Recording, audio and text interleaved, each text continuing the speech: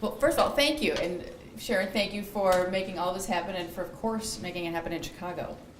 Needless to say, we're thrilled about that. And it's an amazing panel up here with folks who have the extraordinary expertise, innovation, vision, and heritage to bring us forward in a great afternoon. So I'm delighted to throw a little bit more of Chicago into that mix as we kick off the rest of the day. So as was noted, I'm the Chief Sustainability Officer here at the City of Chicago, and this is a great place to have this meeting because you've got this view out the window, and it just speaks to where we are. And Chicago, when we were founded 177 years ago, chose the motto from the beginning of City in a Garden. And you can see it on the screen, but you can more often just see it out the window, which is the better way to do it. So we have this garden, so we've built a few things. We're in one of them now. The world's first skyscraper was here, which means we need to get around. We've got to move around in our garden. The Loop and the surrounding areas are the fastest growing downtown as people are continuing to move in and to move around in our buildings. So we have to figure out how to move them. The downtown, as you all know, is actually called the Loop because we named it after our elevated transit line that loops around. So we named it after sustainable and shared transportation. So that's where we start. Now what we built in the end has become pretty interesting, and I stole this slide in part because it's a CNT slide, which speaks to the heritage of what's gotten us here long term. But it's a picture of an aerial shot of Chicago. It's the same geography on the left and on the right. On the left, it shows emissions per acre, and red means a lot. So on the left, you can see that on an emissions per acre basis, there's a lot coming out of Chicago. Shot on the right, same thing, switch to emissions per capita. From that standpoint, this lovely city we've been building, this fabulous garden, is an incredibly sustainable place to live. And within that, if you break it down into where carbon comes from, 71% comes from buildings, about 23% comes from transportation. So it's actually a different split than you see nationally. It's pretty typical, I think, for many big cities. But that transportation piece is a big piece, but it's a slightly lower piece because we've got all these options of how we move around, and we've got all this great shared housing in multifamily housing. And we see within this world incredible changes in car ownership, as we've been talking about today, incredible changes in vehicle miles traveled, just a fundamentally different way of thinking about how we're going to get from where we are to where we need to be.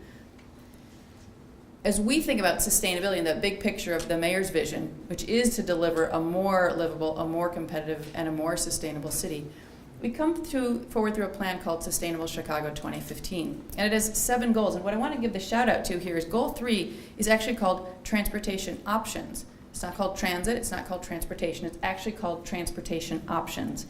And so as we think about how we are building this city on this wonderful foundation, it's that selection of choices that need to be available to all of our residents wherever they may be. So it involves things like investing in that core transit line that got us the name of the Loop, where we now have 1.7 million rides on an average weekday. It's a huge, huge system that we've been investing in and rebuilding from the red line now to work on the blue line and throughout. But we're thinking fundamentally differently about transportation infrastructure and how we all use it. This isn't a rendering of what is right now an abandoned elevated train line, but is going to be an amazing park. So our transportation heritage is being expressed in different ways and being used in different ways, from how we move to how we play. And we like to combine those things. You should have some fun while you're moving around this great city.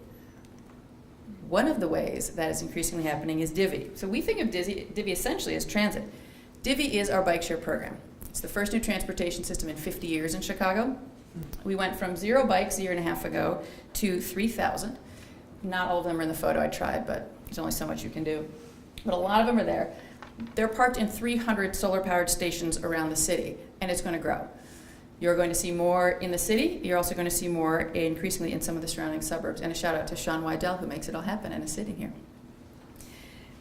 Divvy stations are throughout the city. They're often co-located with transit stations.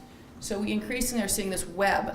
It might be the last mile, it might be the first mile, but we need more and more ways for people to get where they need to go. And so far, they've gone 6.3 miles using Divvy. We also think then about how we in the city are going to move our own employees. So we increasingly have a flex fleet. We have a shared pool of vehicles, so we're sharing internally. We also have our employees leveraging Zipcar, so we have access to a lot of choices out there. It's reducing the fleet that the city actually has to own and manage. That's one way of thinking about the fleet. The broader is how are we all using other vehicles, and I know that's what a lot of the folks on the panel have. We want more innovation. We want it to be democratized, and we want to be protecting residents and providing access to residents. So we've talked already in this group about the ordinance that the city passed that essentially creates a legal framework and structure that is supportive of a business model of rideshare companies.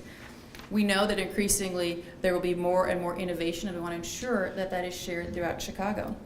And as we have more and more innovation here, we need more and more data. We're actually out in the market now looking for data from residents about how they're using, for example, taxis, so we can increasingly have more information available to more of us, so that we can have systems that will get our residents from point A to point B in a livable, competitive, and sustainable way. So this is a vibrant, vibrant space. It's wonderful to have this launch in Chicago, and I'm delighted to be the final, I believe, official speaker on a packed panel that was done in just a few minutes. So thanks.